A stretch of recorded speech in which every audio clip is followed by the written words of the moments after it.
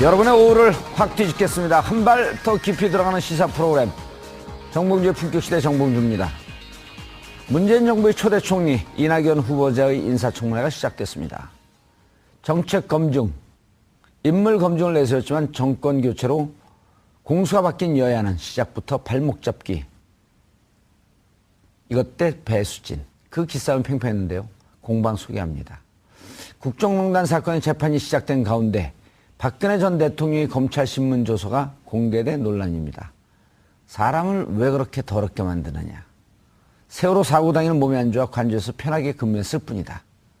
3년의 기다림. 하지만 여전히 세월호 밀수자가 남아있는 상황에서도 아직도 밝혀지지 않은 그날의 무서운 진실. 재판을 통해 밝히겠다던 대통령의 진실.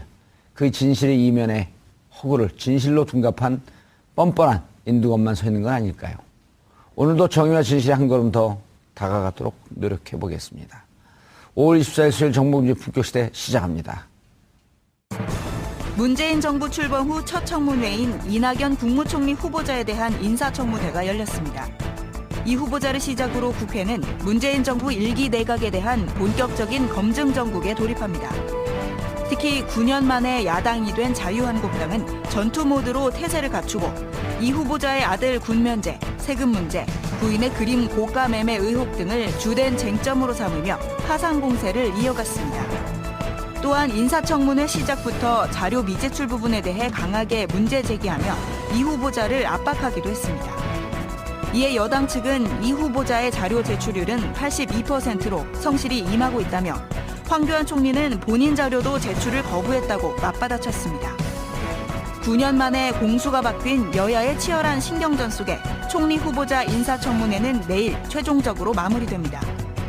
이낙연 총리 후보자가 야당의 송곳 검증을 통과하고 문재인 정부의 순항에 도움을 줄 수 있을지 귀추가 주목됩니다.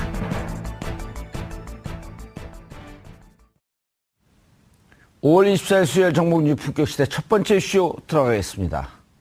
오늘 이낙연 총리 후보자의 인사청문회를 시작으로 문재인 정부의 첫 내각 인선 검증이 본격 시험대에 올랐습니다.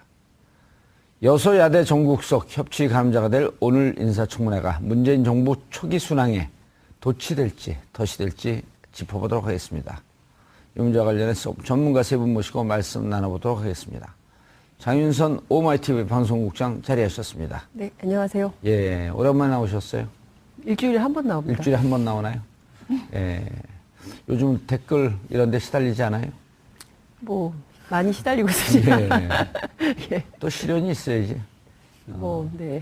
즐거움도 있고. 네? 무서워서 말을 못하겠습니다.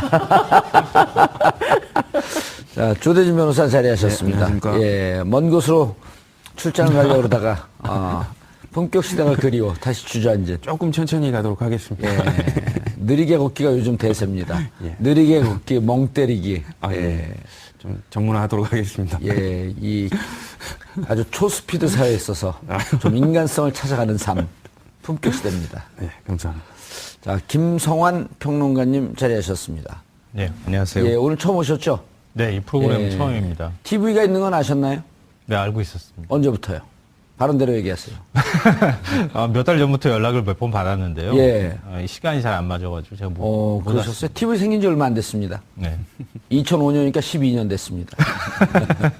근데 이 프로그램은 처음 출연자를 한번 꼬집고 시작하는 프로그램인데요, 보니까. 예, 아니 고춧가루 뿌리고 네. 눈 못 뜨게 하고.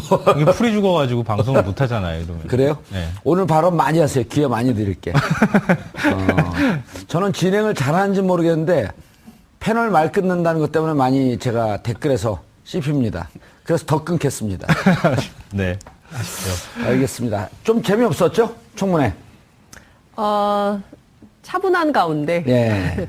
진행이 좀 되고 있는데요. 어찌됐든 이제 공수교대가 됐기 때문에 여당이 된 민주당은 대단히 이제 정책 검증 위주로 집중을 하는 편이었고요. 반대로 자유한국당, 야당이 된 자유한국당은 이 핵심적으로는 뭐 아들 병역 문제라든가 아니면 뭐 탈세 문제라든가 부인의 뭐 위장전입과 관련된 문제라든가 이런 인사 검증에 상당히 치중하는 모양새였고요. 후반부로 갈수록은 그래도 정책 검증을 좀 해보려고 하는 모습을 좀 보이고 있는 것 같습니다. 지금도 뭐 진행 중이지 않을까 싶은데요. 예. 네. 저 국회의원들도 하나의 집단이기 때문에 네. 문화가 바뀐 거 적응하기가 좀 쉽지가 않을 것 같아서 제가 여쭤본 거예요. 어제 U20 네. 월드컵이 지금 한국에서 열리고 있는데 우리가 1차전에서 기니를 3대 0으로 격파하고 어제는 아르헨을 2대 1로 이겼습니다.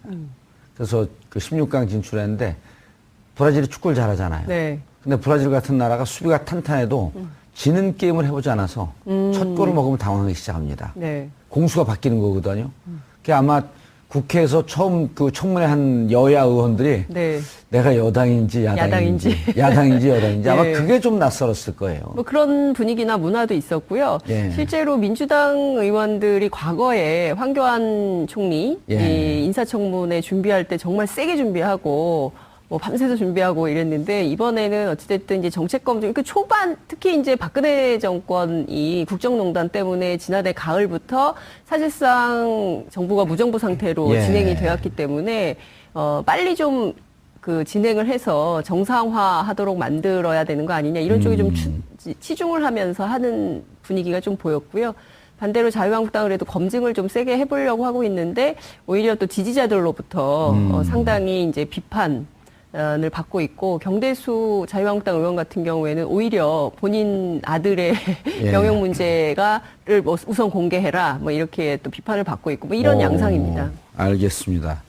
저 문화가 바뀌게 되면 야당이 된 자유한국당은 한 번도 소리 지르면서 인사청문회 해본 적이 없어갖고 이 대목에서 소리를 질러야 되는지 말아야 되는지 과외 선생님이 필요하면 제가 해보면 될 텐데. 네, 뭐 물론 어색할 겁니다. 근데 이제 저는 이제 국민들이 지금 바라보고 있는 입장은 꼭 그 청문회를 부딪히면서 통과를 시켜야 되느냐 이 부분에는 되게 의문이거든요. 왜냐하면 예. 지금 나라가 나라 꼴이 말이 아니지 않습니까? 그리고 지난번 여당이었던 현재 야당은 지금 이렇게 대통령을 빨리 뽑게 된 그 책임에서 자유로울 수 없는 위치에 있거든요. 그렇게 된다면 물론 검증해야 될 부분은 검증을 해야겠지만 단순하게 우리가 야당이 됐으니까 공격하는 청문회 형식을 만들어야겠다 이런 강박관념에는 좀 벗어나야 될 것 같고요. 예. 지금 관련된 문제들이 조금은 있습니다. 그리고 총리 후보자께서도 해명을 해야 될 부분도 있을 것 같고요. 그러니까 설명을 하고 계신데 그런 부분들이 단순한 정치적 공세처럼 그러니까 국민들이 보기에 눈살을 찌푸리는 형식으로 가서는 또 국민들한테 또 한 번에 본인의 임무는 다 했다고 여겨지겠지만 또 한 번에 또 이렇게 등을 돌리게 하는 그 상황이 될 수도 있을 것 같습니다. 예. 김성환 평론가님. 2013년, 저희가 이게 너무 그때는 격렬했지만 짧게 진행이 돼갖고, 박근혜 정부 초반부에 김용준 총리 후보자였었나요? 네, 그렇죠.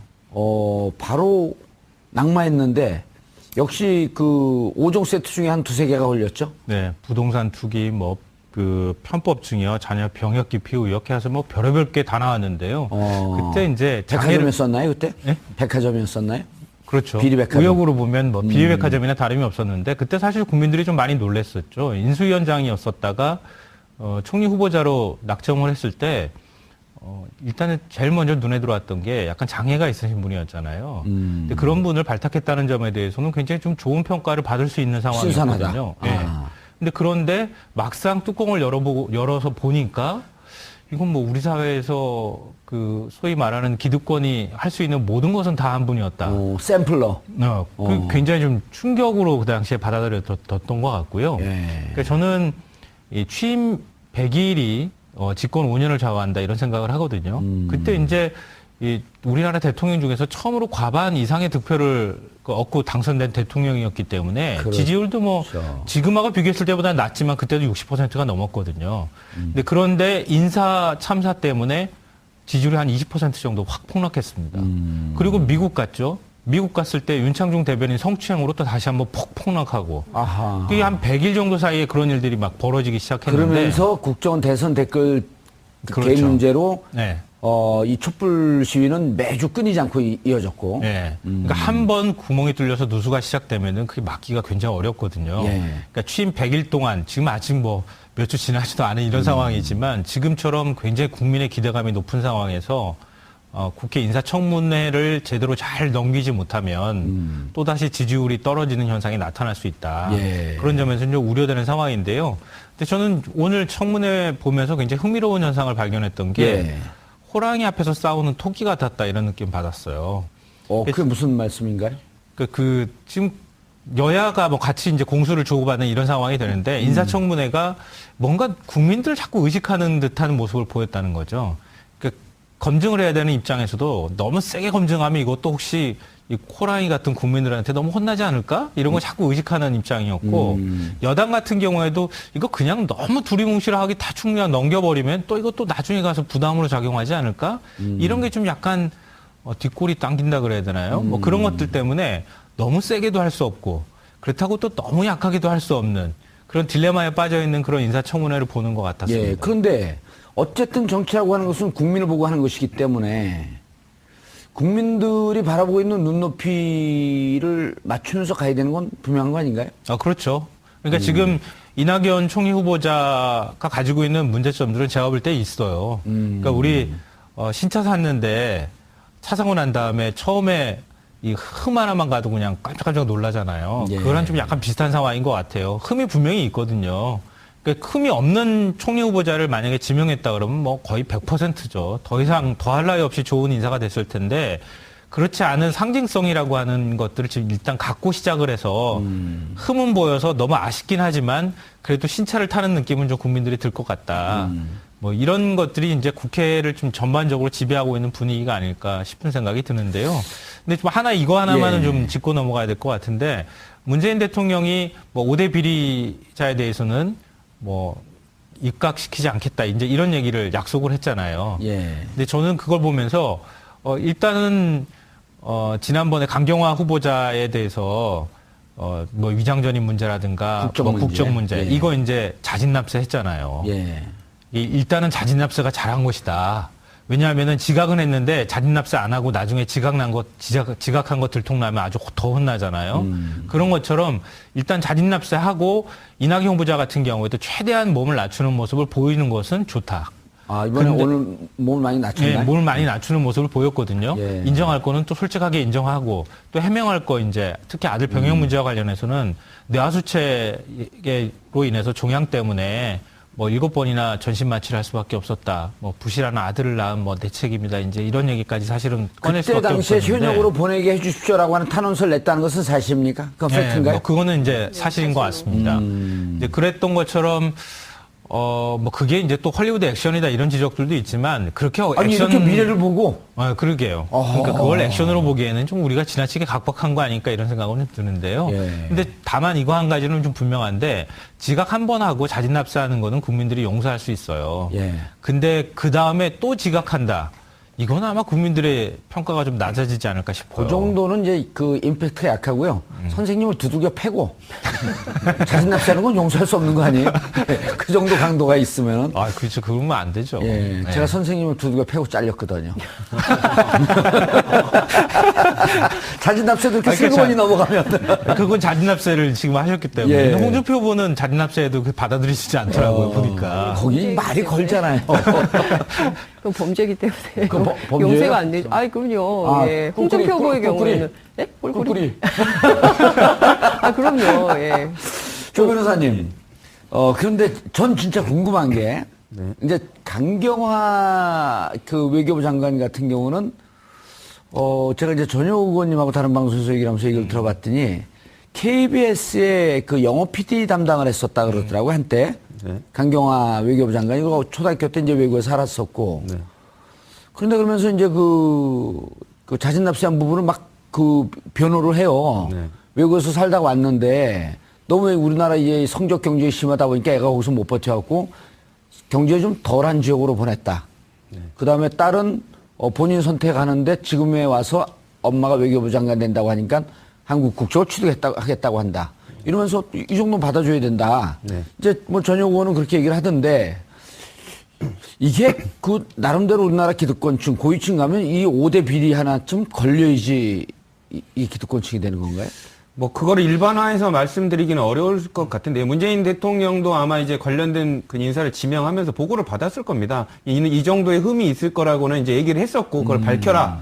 그러니까 최소한 거짓말을 안 했다는 데 또 의의를 둬야 될 거예요. 두 번째로는 문재인 대통령은 이낙연이 아니면 강경화요? 강경화, 그 똑같습니다. 이낙연 총리도 그렇고요. 그리고 두 번째로는 흠은 있지만 이게 업무 수행에 지장을 주지 않을 정도의 국민이 동의할 수 있는 흠이라고 판단을 하셨을 거죠. 근데 만약에 그런 설명하는 과정에서 도저히 국민의 여론이라든지 받아들이지 못한다는 분위기가 있으면 아마 그거를 철회할 가능성도 있다고 보여집니다. 근데 다만 대통령께서 그리고 관련된 부분을 검증하는 과정에서 당사자들이 충분히 어떤 상황에서 해명을 할 수 있을 정도의 상황이 있었다라고 판단을 하셨기 때문에 국민들이 이 부분을 동의해 줄 거다라고 생각을 하셨던 것 같고요. 그러니까 다시 말해서 용서받을 수 있을 정도, 국민이 용서받을 수 있을 정도의 흠이라고 생각했기 때문에 업무 수행에는 지장이 없다라고 판단했을 가능성이 높아 보입니다. 근데 총리가 총리를 정치를 잘 수행할, 행정을 수행할 사람 뽑는 거지 성직자를 뽑는 것이 아니다. 그렇죠. 업무 수행에 하자가 없다고 한다면 그 정도 흠결은 넘어가 줄 만하다라고 하는 게 새누리당 시절에 하던 얘기거든요. 네. 뭔가 좀 비슷해 보이는데요. 일단 뭐 그런 부분들이 모든 뭐 재판에서도 모든 사실관계가 동일하지 않습니다. 같은 형을 받더라도 판단하는 사람 그리고 그 사안을 바라보는 사람에 따라서 다르게 평가가 나올 수 있는데 어쨌든 그 판단은 법관이 아니라 국민이거든요. 그 대통령님께서는 그렇게 생각을 하신 것 같습니다. 이낙연 총리 그 전에 그 정권이 바뀌기 전에는 똑같은 항목으로 문제 시비를 받고 있지만 관련돼서 이 전 정권의 당사자들과는 달리 충분하게 해명할 거리가 있었고 납득하게 지금 뭐 이렇게 거짓말로 부인하고 있는 상황은 아니거든요. 그렇기 때문에 용서를 구하고 그거를 국민이 동의해 준다면 어쨌든 차를 타고 국민과 함께 목적지로 가야 됩니다. 근데 문에 기수 하나 있다고 차를 버리고 다 같이 앉을 수는 없지 않습니까? 그러니까 그런 부분을 동의를 한다면 비록 조금 하자 있는 부분이지만 같이 가자라고 동의를 구하시는 정도로 생각하는 게 낫지 않을까라는 생각이 듭니다. 예. 네, 저는 그게 굉장히 중요하다고 생각하는데요. 흠결이 좀 있긴 있어요.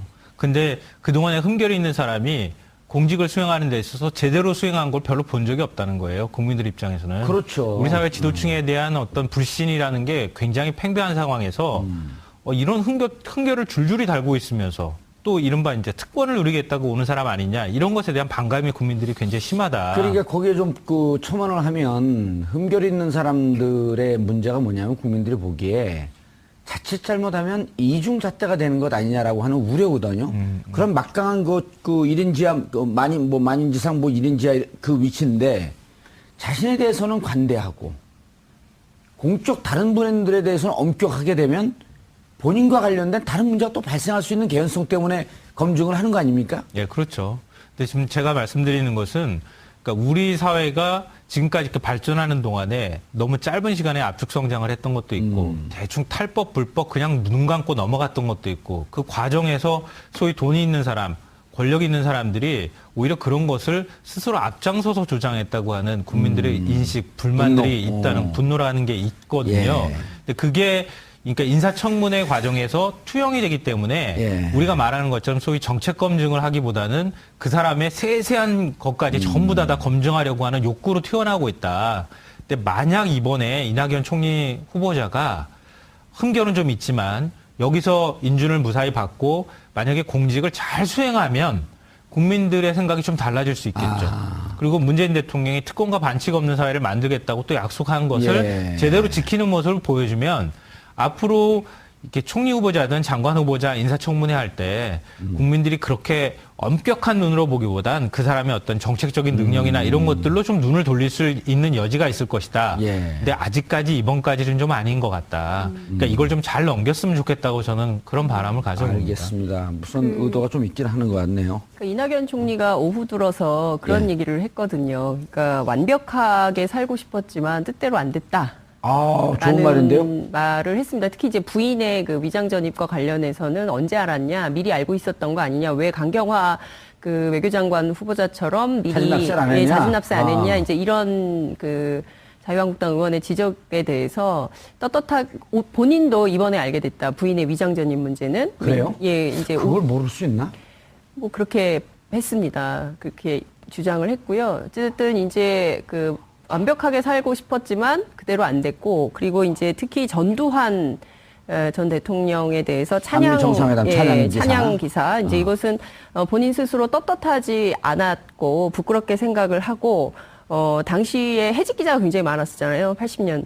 그렇죠. 예, 네. 해직돼서 큰 고통을 겪었던 선배들에게도 굉장히 죄송하게 생각한다. 이제 지금 전두환을 내란죄의 수괴로 생각을 하고 5.18 당시에 발포 명령 책임자도 그분, 그러니까 전두환 전 대통령이라고 생각을 한다. 이렇게 이제 밝혔습니다. 그러니까 그동안에 사실 소신 발언을 안 하거나 못 하거나 뭐 이랬던 거였는데 이번 인사청문 과정에서 그 양심선언을 부분을 했네요. 그렇죠. 밝힐 것은 분명히 밝히고 본인의 부끄러운 과거에 대해서도 분명히 잘못했다고 이야기하고 그리고 부인의 위장전입 문제와 관련해서도 그 잘못된 태도였다라고 이제 지적을 했습니다. 그러니까 잘못한 것은 잘못했다고 분명히 밝히고 다만 정책과 관련해서는 그 규제 프리존 법 관련해서 사실 이것은 박근혜 정부가 굉장히 주장했던 법이거든요. 그렇죠. 예. 서비스 산업 발전법하고 이제 두 가지를 굉장히 강력한 경제 법안으로 밀었던 것인데 이 법안에 대해서는 상당한 공박이 있었는데 본인은 이 규제 프리존법을 해야 된다는 입장이다라고 주장을 했어요. 그러니까 지방자치단체장 출신이잖아요. 전남도지사를 예. 해서 그런지 모르겠지만 지방정부 전체 지방정부가 갖고 있는 그 규제 프리존법과 관련된 이해와 요구에는 좀 굽히지 않는 모습 이런 것도 보였다. 이런 평가도 가능할 것 같습니다. 예, 저 부인이 미술 선생님이고 미술 네. 작품 강매 설 네. 이분에 대해서는 안 나왔나요? 그 부분도 이제 지적이 됐어요. 그냥 넘어왔나요? 그 부분에 대해서도 본인의 입장을 밝혔는데요. 뭐 잘못했다는 입장을 분명히 밝혔죠. 예. 저도 그런 거 해봤거든요. 예? 국회의원 시절에 네. 저희 장모님이 오늘 왜 이렇게 계속 스스로 아니 이미 이제 자진납세. 공소시효도 다 지났기 때문에 아, 예. 왜냐면 그거는 제가 딱 보는 순간 네. 이거는 유관 단체들에서 안 살 수 없는. 그러니까 이제 저도 동양화전, 네. 그 북글시전 네. 해갖고 작품을 많이 갖다 놨어요. 엄청 사가더라고. 국회에서요? 국회 밖에서 했죠.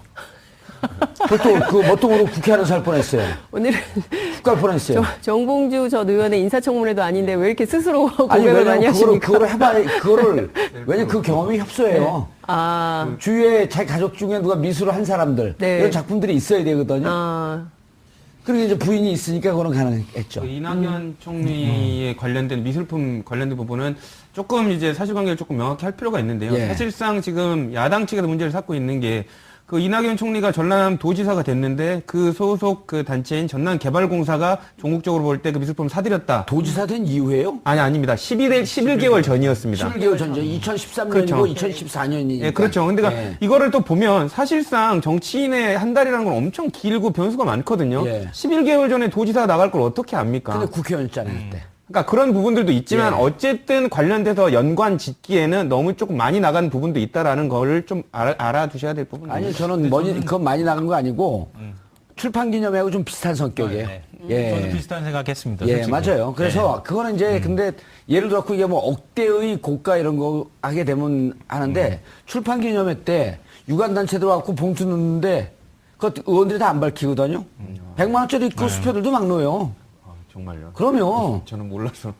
오죽하면 국회의원 안 해보셨어요? 저는 국회의원 근처에도 안 가봤어요. 아니 우리 작가분들 문제는 국회의원 안 해본들도 패널로 모시고.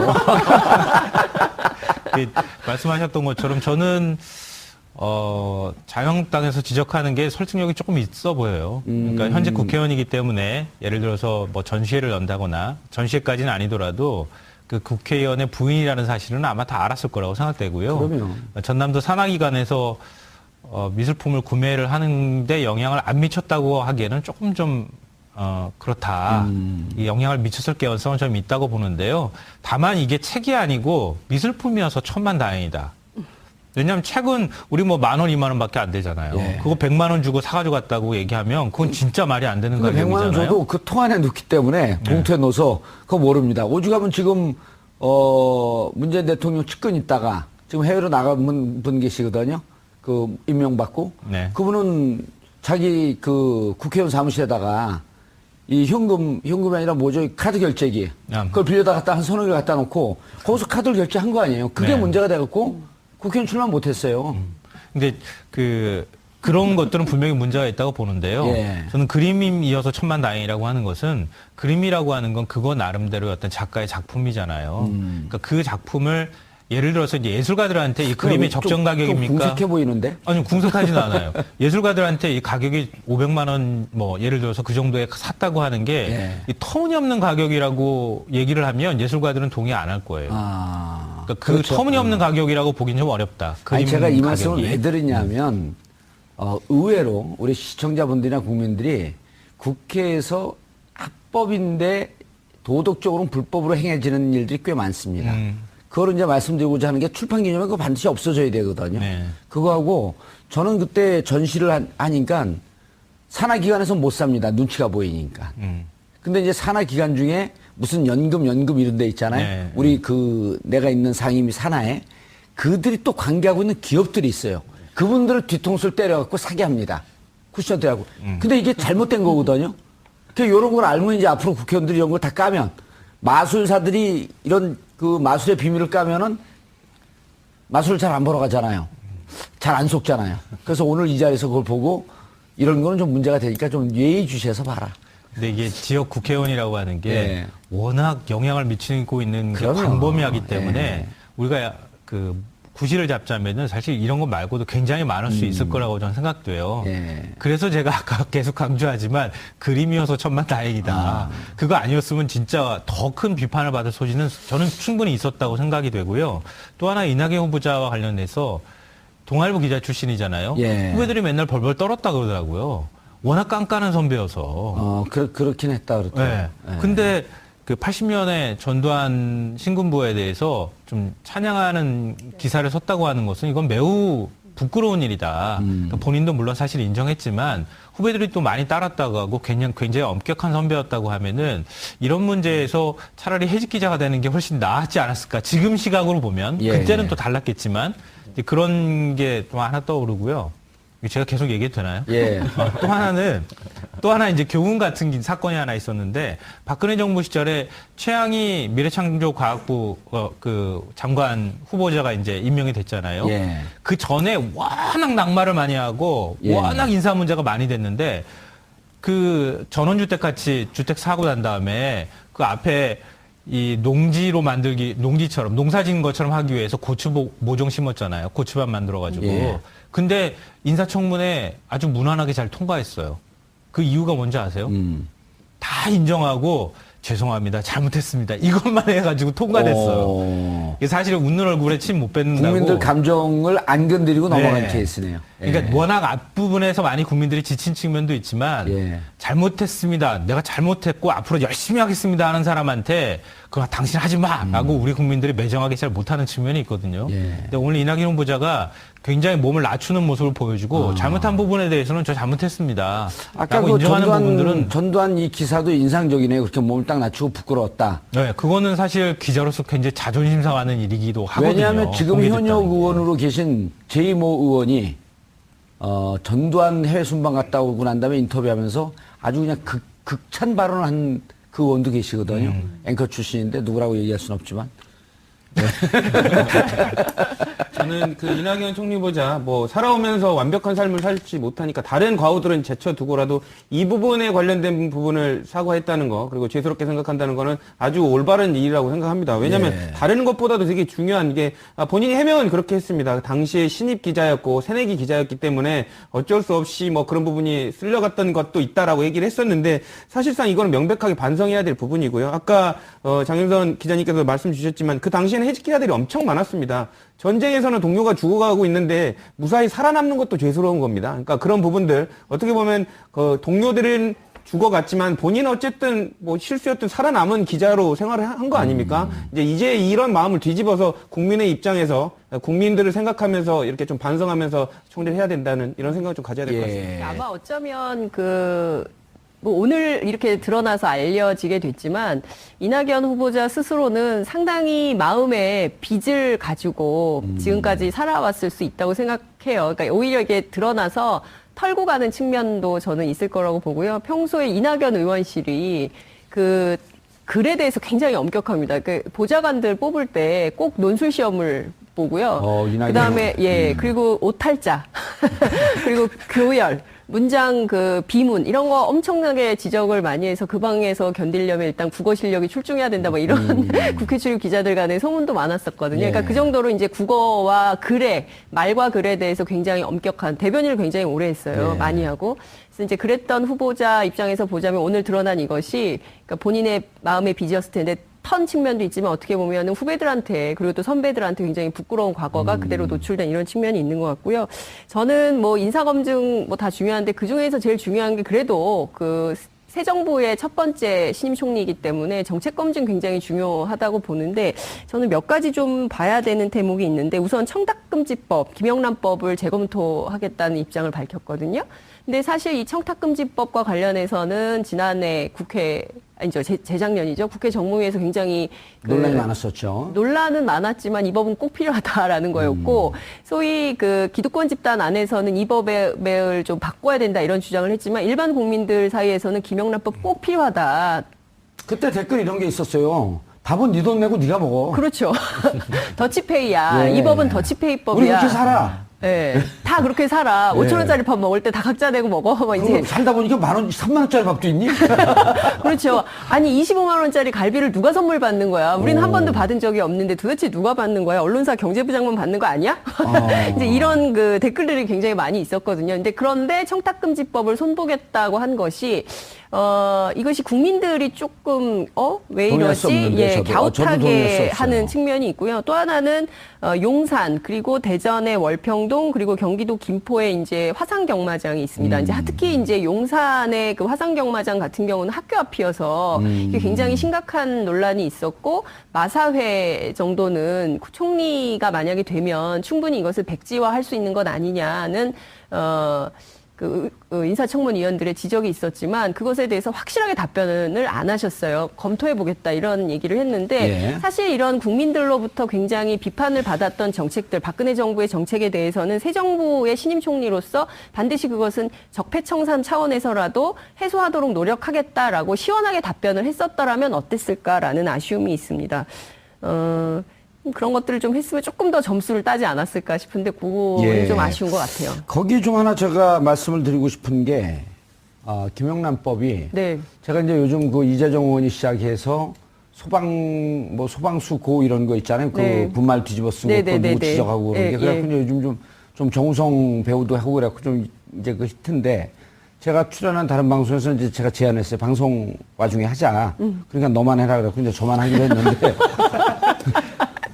그래서 제가 이른바 이제 알려지지 않은 기부천사 아닙니까? 네. 그래갖고 소방수 그분들이 전에 제가 한번 그 뮤지컬 배우더라고요. 소방관이라고 해주세요. 소방관. 예. 소방관들에게 네. 장갑 살 돈이 없어서 방염된 장갑 살 돈이 없어갖고 그러니까 고무장갑. 택배 장갑을 써갖고 이게 불 붙어갖고 예, 맞아요. 화상 입은 경우. 맞습니다. 예. 그래서 이제 그거를 한번 사주려고 콘서트 하려고 다 무산이 됐어요. 그러니까 이번에 그걸 뒤집어 쓰는 기념으로 네.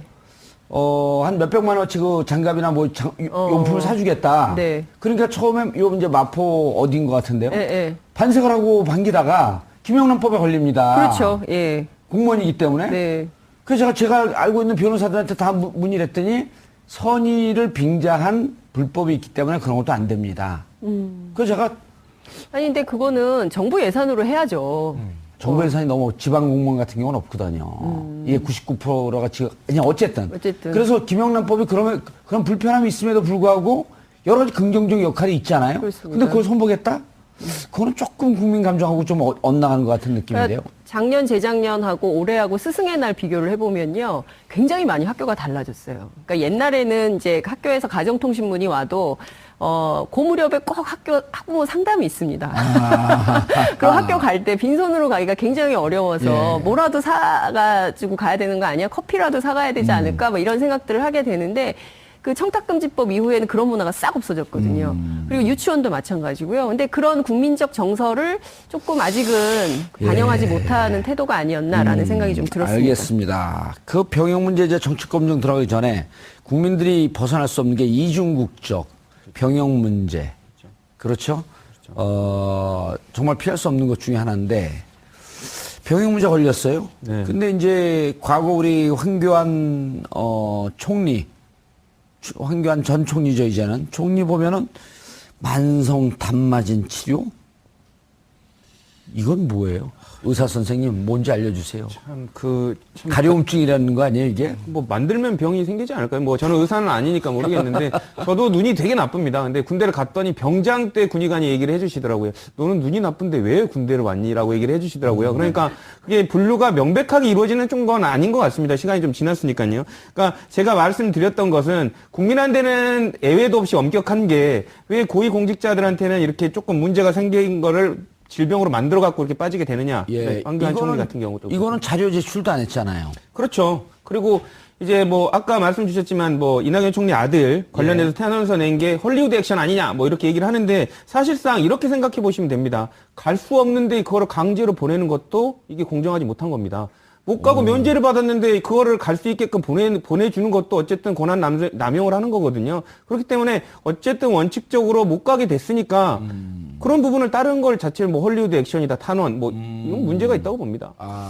저는 어깨 탈골로 만약에 병역 면제를 받았다 그러면은 국민들한테 잘 납득이 안 됐을 것 같아요. 이것도 역시. 예. 그러니까 어깨 탈골 요즘에는 거의 면제자가 없을 정도로 이렇게 엄격하게 신검을 받거든요. 예. 근데 어깨 탈골로 면제를 받았다고 하는 거는 정서상 별로 받아들이기 좀 어려웠을 것이다. 그러니까 어깨 탈골 자체가 물론 뭐 이제 만성적으로 탈골되는 경우에 굉장히 심각하다고 이렇게 저도 알고는 있지만 그래도 면제받을 사유 정도는 안 되지 않겠는가?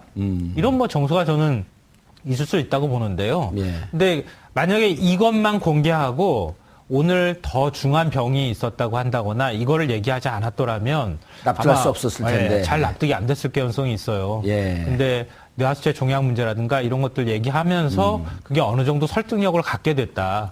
이거는 어찌 보면 이낙연 후보자 입장에서는 천만다행이다. 예. 왜냐하면 사실 지금 특전사 출신 대통령이 됐으니 망정이지 대통령도 면제받았는데 지금 총리 후보자까지 만약에 아들이 어깨 탈골로 면제받았다 그러면은 국민들도 그러지 않겠습니까? 우리 황교안 총리 있을 때 그때 식판에다 밥만 받아도 이게 짝짝이라고 그렇게 얘기 나왔는데 이명박 전 대통령은 총만 겨눠도 이거 총도 못 겨눠본 사람이라는 얘기를 했는데 그런 사람들이 청와대 벙커에 들어가서 NSC 회의한다 그러면은 또 국민들이 이것도 비아냥거리가 될 뻔했다. 예. 근데 이번에는 그런 조건이 잘 안 맞았다고 하는 점에서는 이거는 이제 그 문재인 정부 입장으로서는 참 다행스러운 일이라고 저는 개인적으로 생각해요. 김성환 평론가님 군대 다녀오셨나요? 29개월 갔다 왔습니다. 저는 면제입니다. 전 군대 대신에 징역을 갔다 왔습니다. 그게 뭐 방송하는데 제가 왜 이 말씀을 드리냐면 요즘 해병대가 몇 대 1인 줄 아세요? 경쟁률이? 그래서 경쟁이 높다고 알고 있어요. 7대 1인데 제가 국회 국방위에다가 우리 아들이 꿈이 해병대 가는 거여서 꼭 좀 노줘라 그랬더니 이거 청탁 금지법에 걸립니다. 가기 싫어하는 거를 노줘도 그것도 문제더라고요, 요즘은. 참고로 이낙연 후보자는 33개월 군복무했다고 얘기를 하더라고요. 그럼 그때 당시 상황이 다 33개월이니까요. 아니 왜냐하면 이게 최근에 24개월인가 더 줄여야 된다는 갔다 오셨어요? 얘기. 아니 저는 못 갔습니다. 면제가 무슨 얘기를 합니까? 면제가 아니라 저. 예, 어쨌든 뭐 전체적으로 내가 아까 이제 그 황교안 총리 얘기하는 게 자유한국당 이런 데서 그때의 잣대로 지금의 잣대를 같이 대봐야 되는 거 아닌가. 왜냐하면 요즘 우리 국민들이 이제 헌법을 외우잖아요. 장난 아닙니다. 예, 무서워요. 헌법 특강에 주민자치센터에 헌법 특강 같은 것도 열리고 이러는데요. 막 그 경쟁률 막 지원하는 데도 되게 많고요. 예. 보통 이제 지방 그 동사무소 같은 데는 이렇게 헌법 특강 같은 게 이루어지지가 않습니다. 근데 아니, 이재화 변호사가 네. 그 전에 갔는데 한 3, 40명 앉아있는데 다 졸고 있더래요. 이번에 갔더니 200명이 레이저 쏘면서 보고 있는데 무서워서 났다 그러더라고.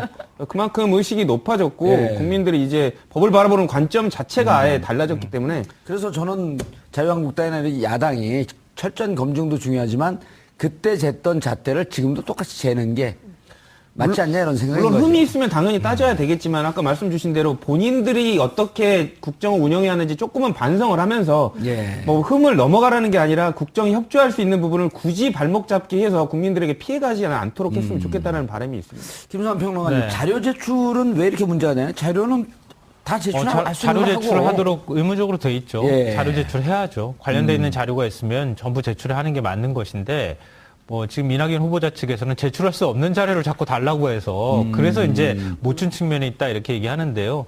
그래서 이전에 이제 총리들 뭐 지금 새누리당 정부 예. 지금 뭐 이어서 얘기하자면 자유한국당이 집권했을 때에는 그때 총리 후보자는 뭐 50%, 60% 이 정도밖에 자료 제출 안 해놓고 뭐 우리가 기억 떠올려봐도 이전에 총리 후보자 인사청문회 할 때 자료 왜 안 줍니까? 그러면서 막 의원들이 소리 졌던 거 다 기억하시잖아요. 예. 그랬는데 지금 이번에 자료 제출한 거 보니까 한 80% 정도밖에 제출 안 했더라. 근데 왜 제출 안 했느냐 그러면서 청문회 보이콧까지 검토를 이번에 하려고 했었다고 하더라고요. 그건 조금 아닌 것 같네요. 네, 그렇죠. 예. 할 수 있는 자료 있으면은 다 제출을 해야 하는 게 맞고요. 예. 저는 이게 뭐라 할까요? 예전에는 뭔가 이렇게 비교 대상이 뭐 이전에 여야를 뒤집어 가지고 자꾸 비교 대상을 만들거나 뭐 이렇게 하는데 지금은 이전 정부 대통령하고 비교가 되는 게 아니라 현직 대통령하고 자꾸 이렇게 비교를 하는 희한한 현상이 발생하는 것 같은데 문재인 대통령이 지금 보여주는 태도라든가 국민들을 대하는 방식이라든가 이런 모습에 비춰봤을 때 이번엔 정말 깔끔합니다. 이렇게 하지 못했던 것은 그거는 지적받을 만한 사안이다. 예. 뭐 자유한국당에서 예전에 그랬던 걸 가지고 와서 그거랑 비교했을 때 우리는 뭐 80%씩이나 제출했거든요. 라고 얘기하는 거는 제가 볼 때 설득력이 좀 떨어진다고 생각해요. 알겠습니다. 자, 이낙연 총리 인준, 총리 후보자 인준에 대해서 점검을 해봤습니다. 무작정 현 정부가 출범한 지 얼마 안 됐으니 통과를 시켜달라라고 요구하는 것도 옳지 않지만 또 무작정 발목을 잡는 것도 옳지 않습니다. 중요한 것은 모든 판단의 주체는 여당도 야당도 아닌 국민입니다. 국민들 여러분들께서 눈을 부릅뜨고 철저하게 지켜볼 때 제대로 된 공직자를 임명할 수 있을 것이라고 생각합니다. 제대로 보기 위해서는 정봉주의 품격 시대를 빼놓지 말고 꼭 시청해 주시기 바라겠습니다. 보여집니다. 근데 다만 대통령께서 그리고 관련된 부분을 검증하는 과정에서 당사자들이 충분히 어떤 상황에서 해명을 할 수 있을 정도의 상황이 있었다라고 판단을 하셨기 때문에 국민들이 이 부분을 동의해 줄 거다라고 생각을 하셨던 것 같고요. 그러니까 다시 말해서 용서받을 수 있을 정도, 국민이 용서받을 수 있을 정도의 흠이라고 생각했기 때문에 업무 수행에는 지장이 없다라고 판단했을 가능성이 높아 보입니다. 근데 총리가 총리를 정치를 잘 수행할, 행정을 수행할 사람 뽑는 거지 성직자를 뽑는 것이 아니다. 그렇죠. 업무 수행에 하자가 없다고 한다면 그 정도 흠결은 넘어가 줄 만하다라고 하는 게 새누리당 시절에 하던 얘기거든요. 네. 뭔가 좀 비슷해 보이는데요. 일단 뭐 그런 부분들이 모든 뭐 재판에서도 모든 사실관계가 동일하지 않습니다. 같은 형을 받더라도 예. 판단하는 사람 그리고 그 사안을 바라보는 사람에 따라서 다르게 평가가 나올 수 있는데 어쨌든 그 판단은 법관이 아니라 국민이거든요. 그 대통령님께서는 그렇게 생각을 하신 것 같습니다. 이낙연 총리 그 전에 그 정권이 바뀌기 전에는 똑같은 항목으로 문제 시비를 받고 있지만 관련돼서 이 전 정권의 당사자들과는 달리 충분하게 해명할 거리가 있었고 납득하게 지금 뭐 이렇게 거짓말로 부인하고 있는 상황은 아니거든요. 그렇기 예. 때문에 용서를 구하고 그거를 국민이 동의해 준다면 어쨌든 차를 타고 국민과 함께 목적지로 가야 됩니다. 근데 문에 기수 하나 있다고 차를 버리고 다 같이 앉을 수는 없지 않습니까? 그러니까 그런 부분을 동의를 한다면 비록 조금 하자 있는 부분이지만 같이 가자라고 동의를 구하시는 정도로 생각하는 게 낫지 않을까라는 생각이 듭니다. 예. 네, 저는 그게 굉장히 중요하다고 생각하는데요. 흠결이 좀 있긴 있어요. 근데 그동안에 흠결이 있는 사람이 공직을 수행하는 데 있어서 제대로 수행한 걸 별로 본 적이 없다는 거예요. 국민들 입장에서는. 그렇죠. 우리 사회 지도층에 대한 어떤 불신이라는 게 굉장히 팽배한 상황에서 이런 흠결을 줄줄이 달고 있으면서 또 이른바 이제 특권을 누리겠다고 오는 사람 아니냐 이런 것에 대한 반감이 국민들이 굉장히 심하다. 그러니까 거기에 좀 첨언을 하면 흠결 있는 사람들의 문제가 뭐냐면 국민들이 보기에 자칫 잘못하면 이중잣대가 되는 것 아니냐라고 하는 우려거든요. 그럼 막강한 그 1인 지하, 만인지상 1인 지하 그 위치인데 자신에 대해서는 관대하고 공적 다른 분들에 대해서는 엄격하게 되면 본인과 관련된 다른 문제가 또 발생할 수 있는 개연성 때문에 검증을 하는 거 아닙니까? 예, 그렇죠. 근데 지금 제가 말씀드리는 것은 그러니까 우리 사회가 지금까지 이렇게 발전하는 동안에 너무 짧은 시간에 압축 성장을 했던 것도 있고 대충 탈법, 불법 그냥 눈 감고 넘어갔던 것도 있고 그 과정에서 소위 돈이 있는 사람, 권력 있는 사람들이 오히려 그런 것을 스스로 앞장서서 조장했다고 하는 국민들의 인식, 불만들이 있다는 분노라는 게 있거든요. 예. 근데 그게 그러니까 인사청문회 과정에서 투영이 되기 때문에 예. 우리가 말하는 것처럼 소위 정책 검증을 하기보다는 그 사람의 세세한 것까지 전부 다 검증하려고 하는 욕구로 튀어나오고 있다. 근데 만약 이번에 이낙연 총리 후보자가 흠결은 좀 있지만 여기서 인준을 무사히 받고 만약에 공직을 잘 수행하면 국민들의 생각이 좀 달라질 수 있겠죠. 그리고 문재인 대통령이 특권과 반칙 없는 사회를 만들겠다고 또 약속한 것을 예. 제대로 지키는 모습을 보여주면 앞으로 이렇게 총리 후보자든 장관 후보자 인사청문회 할 때 국민들이 그렇게 엄격한 눈으로 보기보단 그 사람의 어떤 정책적인 능력이나 이런 것들로 좀 눈을 돌릴 수 있는 여지가 있을 것이다. 예. 근데 아직까지 이번까지는 좀 아닌 것 같다. 그러니까 이걸 좀 잘 넘겼으면 좋겠다고 저는 그런 바람을 가져봅니다. 알겠습니다. 무슨 의도가 좀 있긴 하는 것 같네요. 그러니까 이낙연 총리가 오후 들어서 그런 얘기를 했거든요. 그러니까 완벽하게 살고 싶었지만 뜻대로 안 됐다. 아, 좋은 말인데요. 말을 했습니다. 특히 이제 또 국민들한테 또 한 번에 본인의 임무는 다 했다고 여겨지겠지만 또 한 번에 또 이렇게 등을 돌리게 하는 그 상황이 될 수도 있을 것 같습니다. 예. 김성환 평론가님. 네. 2013년, 저희가 이게 너무 그때는 격렬했지만 짧게 진행이 돼갖고, 박근혜 정부 초반부에 김용준 총리 후보자였었나요? 네, 그렇죠. 바로 낙마했는데, 역시 그 5종 세트 중에 한 두세 개가 걸렸죠? 네, 부동산 투기, 그 편법 증여, 자녀 병역 기피 이렇게 해서 별의별 게 다 나왔는데요. 그때 이제 백화점이었었나요, 그때? 네? 백화점이었었나요? 그렇죠. 비리백화점. 의혹으로 보면 비리백화점이나 다름이 없었는데 그때 사실 국민들이 좀 많이 놀랐었죠. 인수위원장이었었다가 총리 후보자로 낙점을 했을 때 일단은 제일 먼저 눈에 들어왔던 게 약간 장애가 있으신 분이었잖아요. 근데 그런 분을 발탁했다는 점에 대해서는 굉장히 좀 좋은 평가를 받을 수 있는 상황이었거든요. 네. 근데 그런데 막상 뚜껑을 열어서 보니까 이건 우리 사회에서 그 소위 말하는 기득권이 할 수 있는 모든 것은 다 한 분이었다. 샘플러. 굉장히 좀 충격으로 그 당시에 받아들였던 것 같고요. 예. 그러니까 저는 이 취임 100일이 집권 5년을 좌우한다 이런 생각을 하거든요. 그때 이제 우리나라 대통령 중에서 처음으로 과반 이상의 득표를 얻고 당선된 대통령이었기 때문에 그렇죠. 지지율도 지금하고 비교했을 때보다 낮지만 그때도 60%가 넘었거든요. 그런데 인사 참사 때문에 지지율이 한 20% 정도 확 폭락했습니다. 그리고 미국 갔죠. 미국 갔을 때 윤창중 대변인 성추행으로 또 다시 한번 폭락하고 그게 한 100일 정도 사이에 그런 일들이 막 벌어지기 시작했는데 그러면서 국정원 대선 댓글 그렇죠. 개입 문제로 네. 이 촛불 시위는 매주 끊이지 않고 이어졌고. 네. 그러니까 한 번 구멍이 뚫려서 누수가 시작되면은 그게 막기가 굉장히 어렵거든요. 예. 그러니까 취임 100일 동안 지금 아직 몇 주 지나지도 않은 이런 상황이지만 지금처럼 굉장히 국민의 기대감이 높은 상황에서 국회 인사청문회를 제대로 잘 넘기지 못하면 또다시 지지율이 떨어지는 현상이 나타날 수 있다. 예. 그런 점에서 좀 우려되는 상황인데요. 근데 저는 오늘 청문회 보면서 굉장히 흥미로운 현상을 발견했던 게 예. 호랑이 앞에서 싸우는 토끼 같았다 이런 느낌 받았어요. 그게 무슨 말씀인가요? 지금 여야가 같이 이제 공수를 주고받는 이런 상황이 되는데 인사청문회가 뭔가 국민들을 자꾸 의식하는 듯한 모습을 보였다는 거죠. 검증을 해야 되는 입장에서도 너무 세게 검증하면 이것도 혹시 이 호랑이 같은 국민들한테 너무 혼나지 않을까? 이런 걸 자꾸 의식하는 입장이었고 여당 같은 경우에도 이거 그냥 너무 두리뭉실하게 다 충분히 넘겨버리면 또 이것도 나중에 가서 부담으로 작용하지 않을까?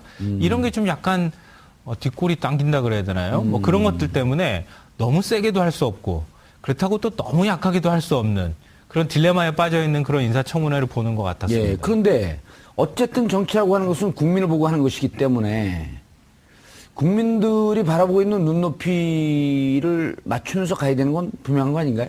그렇죠. 그러니까 지금 이낙연 총리 후보자가 가지고 있는 문제점들은 제가 볼 때 있어요. 그러니까 우리 신차 샀는데 차 사고 난 다음에 처음에 이 흠 하나만 가도 그냥 깜짝깜짝 놀라잖아요. 예. 그거랑 좀 약간 비슷한 상황인 것 같아요. 흠이 분명히 있거든요. 그러니까 흠이 없는 총리 후보자를 만약에 지명했다 그러면 거의 100%죠. 더 이상 더할 나위 없이 좋은 인사가 됐을 텐데 그렇지 않은 상징성이라고 하는 것들을 지금 일단 갖고 시작을 해서 흠은 보여서 너무 아쉽긴 하지만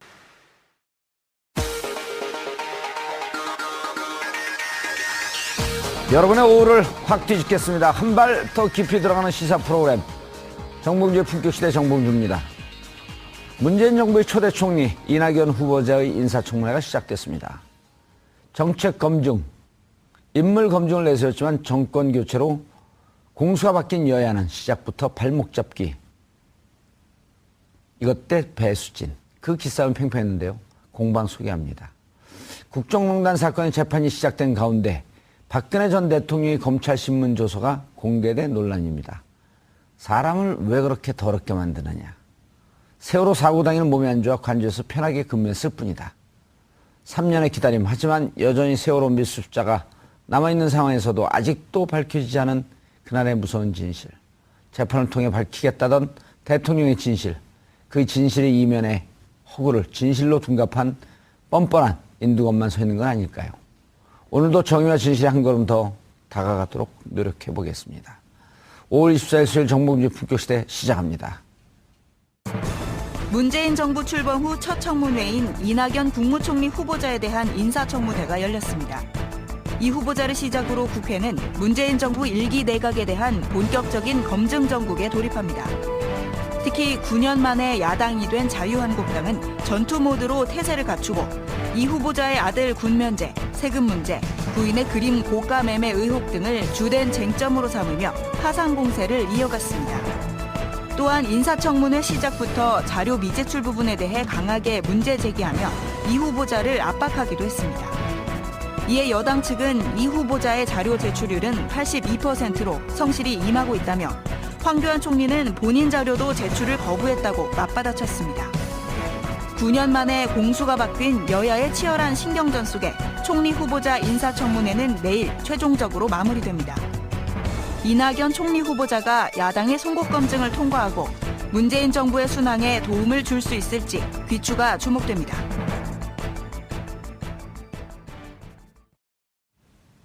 (5월 24일) 수요일 정봉주 품격시대 첫 번째 이슈 들어가겠습니다. 오늘 이낙연 총리 후보자의 인사청문회를 시작으로 문재인 정부의 첫 내각 인선 검증이 본격 시험대에 올랐습니다. 여소야대 전국석 협치 가름자가 될 오늘 인사청문회가 문재인 정부 초기 순항에 덫이 될지 덫이 될지 짚어보도록 하겠습니다. 이 문제와 관련해서 전문가 세 분 모시고 말씀 나눠보도록 하겠습니다.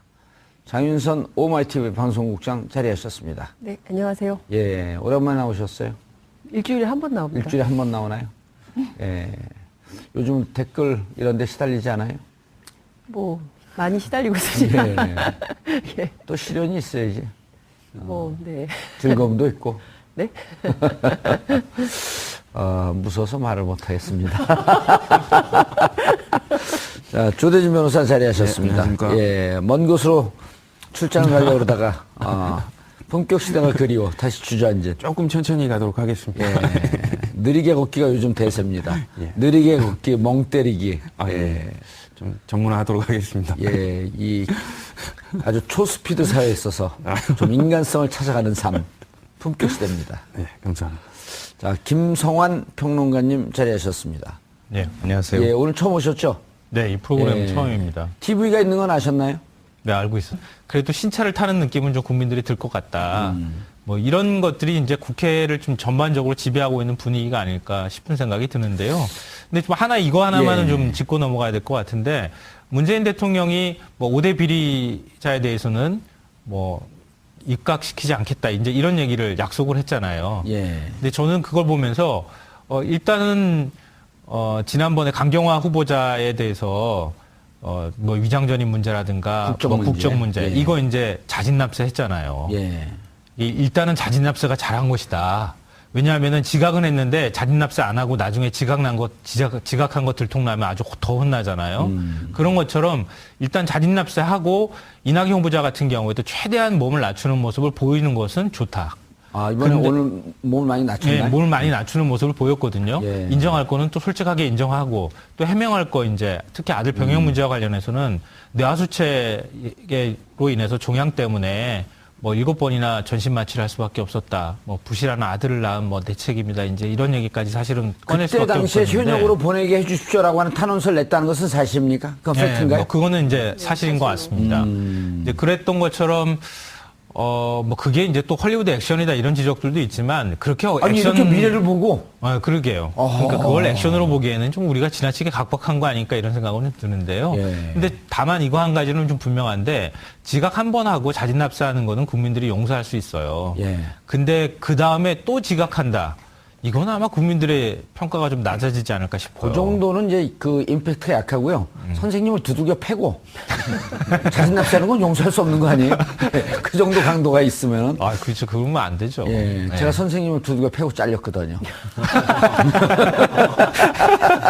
자진 납세도 이렇게 아니, 슬그머니 그러니까 넘어가면. 그건 자진납세를 지금 하셨기 때문에. 예. 홍준표 후보는 자진납세에도 받아들이시지 않더라고요, 보니까. 거기 말이 걸잖아요.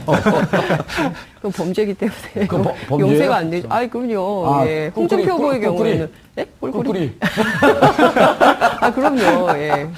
조 변호사님, 그런데 전 진짜 궁금한 게, 이제 강경화 그 외교부 장관 같은 경우는, 제가 이제 전효 의원님하고 다른 방송에서 얘기를 하면서 얘기를 들어봤더니, KBS의 그 영어 PD 담당을 했었다 그러더라고요, 한때. 네. 강경화 외교부 장관이 그 초등학교 때 이제 외국에 살았었고. 네.